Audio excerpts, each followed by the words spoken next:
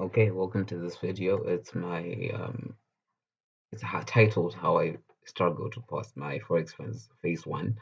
I'm gonna go over how I did it. And usually on YouTube, you find how I passed my challenge in 2 days, 3 days, in one trade, things like that. I felt like making this video because I suppose for most people it's like this. It's not as straightforward because life isn't straightforward. So let me stop yabbering around and just go straight into the video. So I bought my account, or I first traded on it on the 22nd of July here. Yep. So then first week went into drawdown. The thing is, I bought this challenge without really having confidence in the way that I was trading. So I was kind of learning on the job, right? So then after the first week, things started to go up because my drawdown was 9,887 at one point here, right? Then started to go up, started to go up, started to go up. Then it's sort of like peaked, not not peaked, yeah, peaked on the 11th of August 2022. Um, then I was no longer trading the account as much, although time was running down because school was starting. I'm a medical student at the University of Zimbabwe, so um, I wanted to balance other things. So school was starting on the 22nd of August, which is this day, right there. And you can see the balance is now 5,064. And since when school started after that, my trading strategy just went down. It was just a downward slope from there, and I got this low. I don't know how this graph works, honestly. I don't know how they made it. Anywho, so it was just a downward trend from there, and it was because my trading strategy during this holiday that we had when I bought the challenge was trading at 2 p.m. Uh, from 2 p.m. to 4 p.m. But now problem was it is plus 2 GMT. The problem was when we started school, I had lecture during that time. So I had to change how I traded. So I was trading NAS and gold. You see there's some gold trades like this one.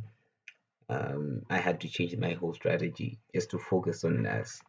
Um, so how I then passed was just like I was this Wednesday on the 21st of September, there was the interest rate decision roll from the States. Yeah, so let me show you how I got into it. This is the trade here on gold. Um, so it came out, they raised the interest rates once again by 75 basis points. So I was just waiting for an entry.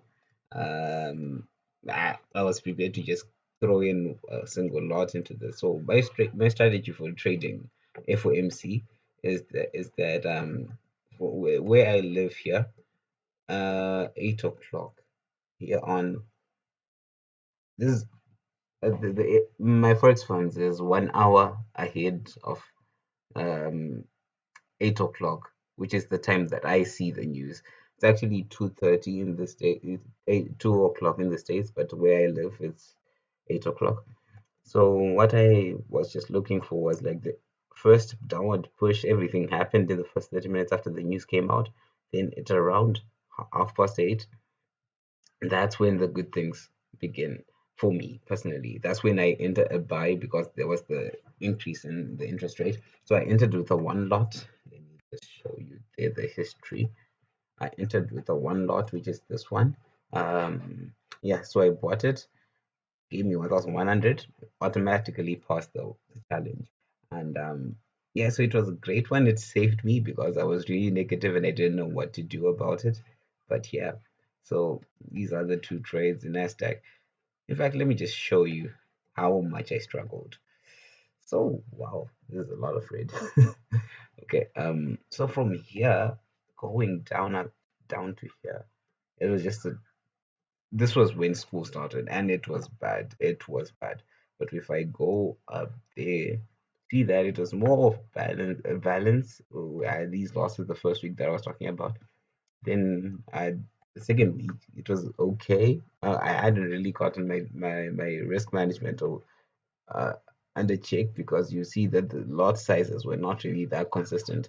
Check here, I had 0.5 on NAS, I had 1 on NAS, but then on NAS it was kind of okay, but I was not really as consistent as I would have liked to be. And the second week came, um, NASDAQ, it was just balance. And I see the problem, as you might see, that my losses may be minus 22, like this one, 22 bucks, then a profit of 24. So that's why you see this start here. Let me show you. You see that the average return on the trade is $8.59. The problem that I had was I was really scalping when I first got the account, and it wasn't really that good. And the win rate, I'm quite sure it would have been better had I not just. There's some trades that I just entered for the sake of entering, like these 0.01s, and above there I saw something else like this one. Like these trades I entered emotionally, so I would love to not account for them, and it's something that I'm just taking from this phase one challenge so that I take into the phase two challenge. So I need to let my runners run so that the average return per trade is higher, and then to not just trade emotionally because this win rate could have been higher and could have been a better outlook here. Um, another thing that I wanted to talk about was the day that my psychology was just off. It was a Friday, and that was like the Friday before school started, and I really just wanted to get over and done with the challenge. Um, so you might see here that my lot size, one lot 0.1 in gold because it has a higher lot size, one lot on Nasdaq. Then you might see here that was putting 10 lots here. And of course, it didn't work out. It wasn't as bad as it could have been. This is $4. This is minus 30. This is 29. It wasn't as bad. I quickly caught myself in the rut because I was beginning to risk a little bit too much. So yeah, I went through the down of psychology because I was starting school soon. And I just wanted to get over with the challenge. Um, it was just it, and I'm happy that the challenge really opened up my eyes to how I want to trade, to how I really want to go forward with this trading thing. So yeah,